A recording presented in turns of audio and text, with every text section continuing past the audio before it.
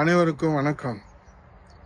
விஞ்ஞானம் வளர்ந்து ஏஐ தொழில்நுட்பத்தில், ஆர்டிஃபிஷியல் இன்டெலிஜென்ஸ் தொழில்நுட்பத்தில் இந்த நவீன காலத்தில் சாதிக்க முடியாதது எதுவும் இல்லை என்ற நிலையில தமிழகத்தில் ஸ்டாலின் தலைமையிலான திமுக அரசின் மெத்தன போக்கால் திருவள்ளூர் மாவட்டத்தில் அரசு பள்ளியின் சுவர் இடிந்து விழுந்து 12 வயது சிறுவன் உயிர் பறிபோயிருப்பது நமக்கு தலைகுனிவை ஏற்படுத்தி இருக்கிறது.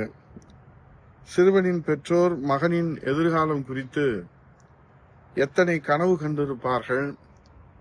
அந்த மாணவனை இந்த மாவட்டத்தினுடைய ஆட்சித்தலைவராக, காவல்துறை அதிகாரியாக,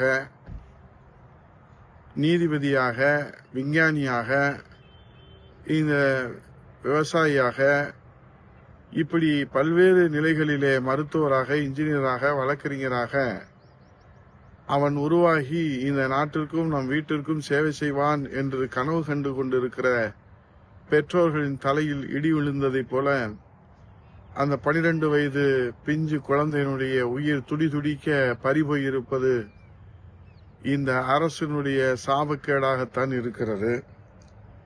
பள்ளியின் உள்கட்டமைப்பை மேம்படுத்த பள்ளி கல்வித்துறை அமைச்சருக்கு நேரம் எங்கே இருக்கிறது? ஏனென்று சொன்னால், அவருடைய ஆயுள் கால குடும்ப நண்பர் தமிழ்நாட்டினுடைய துணை முதலமைச்சர் உதயநிதி ஸ்டாலின் ரசிகர் மன்ற தலைவராக பணி செய்வதற்கும், புகழ் பாடுவதற்கும், பாராட்டு நடத்துவதற்கும் அவருக்கு நேரம் போதவில்லை. இதிலே பள்ளி கல்வித்துறையின் அமைச்சர் என்கிற முறையில பள்ளி கல்வியில மேம்படுத்தவும், உள்கட்டமைப்புகளை மேம்படுத்தவும் நிச்சயமாக அவருக்கு நேரம் இருக்காது. இளைய தலைமுறை, இந்த நாட்டின் வருங்காலம் இப்படி உயிர் பலி போவது சிந்திப்பதற்காவது அவர்களுக்கு நேரம் இருக்கிறதா? யோசிப்பதற்கு நேரம் இருக்கிறதா? இதை தடுத்து நிறுத்துவதற்கு நேரம் இருக்கிறதா? இல்லை, இது போன்று இன்னும் பள்ளி கட்டிடங்கள் இடிந்து விழுந்து பல 100 குழந்தைகள் இறந்து போனது கூட பலியானவர்களுக்கு 3 லட்சத்தை கொடுத்து அமைதியாக கடந்து சென்று விடுவார்களா? இந்த 3 லட்சம் நிவாரணத்தோடு பல்வேறு போராட்டங்கள் அந்த குழந்தையின் பெற்றோர்களும் உறவினர்களும் அந்த பகுதி பொதுமக்களும் நடத்துகிற போது அரசுக்குரிய ஆறுதல் 3 லட்சம் நிவாரணத்தை வழங்கியிருக்கிறது. ஆனால் இந்த நேரத்திலே நாம் ஒன்றை ஒப்பிட்டு பார்க்கக்கூடிய ஒரு செய்தியை பகிர்ந்து கொள்ள விரும்புகிறேன்.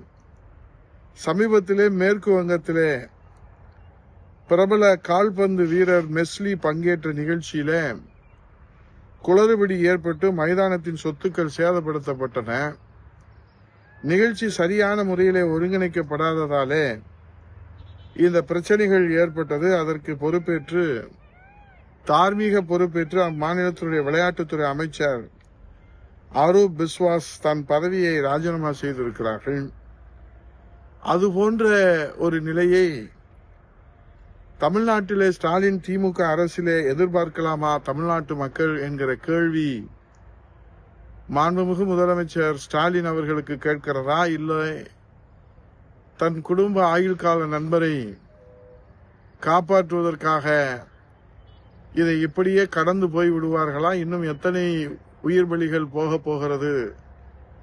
இன்னும் எத்தனை உயிர் பலிகள் காவு வாங்க போகிறது?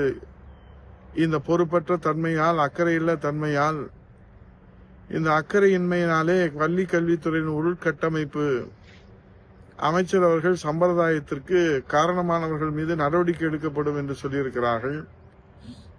ஆனால் காரணமானவரை நீங்கள் தான் என்று தமிழ்நாட்டு மக்கள் சொல்வது அவர் காதிலே விழுகிறதா? இனிமேலாவது இது போன்ற துயர சம்பவங்கள் நிகழாமல் இந்நாட்டின் மன்னர்கள், இந்நாட்டின் நம்பிக்கையாக இருக்கிற இளைய சமுதாயத்தின், மாணவ சமுதாயத்தின் பிஞ்சு குழந்தைகளின் உயிர் இதுபோன்று துடிதுடித்து பறி போவதை தடுத்து நிறுத்துவதற்கு போர்க்கால நடவடிக்கைகள் எடுக்க முன் வருவார்களா? இல்லை, இன்னும் 3 மாத காலத்திலே வீட்டுக்கு செல்ல போகிறோம் என்று இப்படியே விட்டு விடுவார்களா?